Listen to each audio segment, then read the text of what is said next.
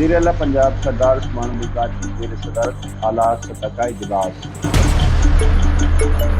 صوبے میں امن و امان کی صورتحال اور جوہر ٹاؤن دھماکے کی تحقیقات پر پیش رفت کا تفصیلی جائزہ لیا گیا۔ وزیر اعلیٰ عثمان بزدار کو جوہر ٹاؤن دھماکے کی تحقیقات کے حوالے سے ہونے والی پیش رفت کے حوالے سے رپورٹ پیش کی گئی۔